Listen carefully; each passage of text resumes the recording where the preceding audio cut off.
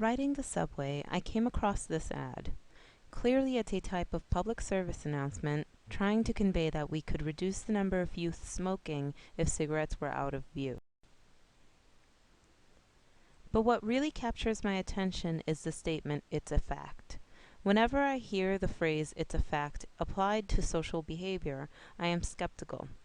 Not negative, but curious to understand how something social can be determined to be a fact. I peer more closely and see that the fact was substantiated by a report. Still curious about the fact, I snap a picture of the ad and take to the web to find the study that communicated said fact. And after some diligent searching, I locate the journal article referenced in the ad. Now, I normally do not go through so much trouble when something is advertised as a fact, but I felt very strongly about this one. My thoughts were around the use of language and how propaganda manipulates us in good and bad ways, and how numbers are used in those efforts.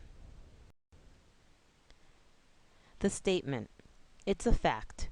Kids who see it are 64% more likely to start smoking," strikes me as too large a number to report.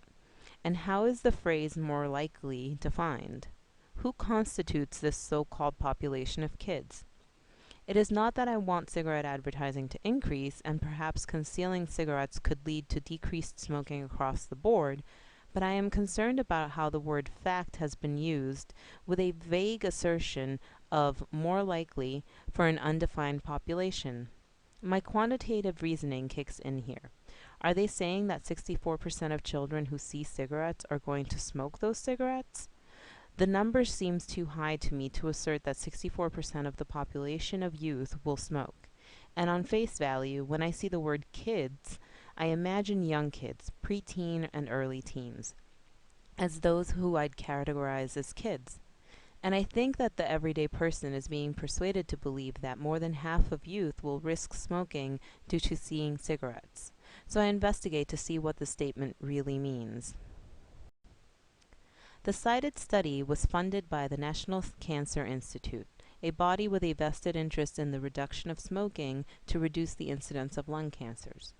The research was carried out by scientists at Stanford University, a highly reputable institution.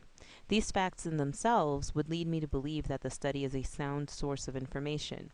However, to really understand the context of the statement, "It's a fact, kids who see it are 64% more likely to start smoking," I need to look at the methods used in the study and the data that it produced here.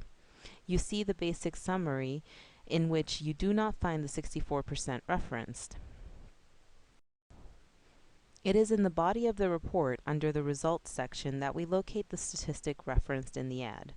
Now we can more clearly see the context of the number, and we find that the research found a 64% increase in initiation to try even a puff of a cigarette.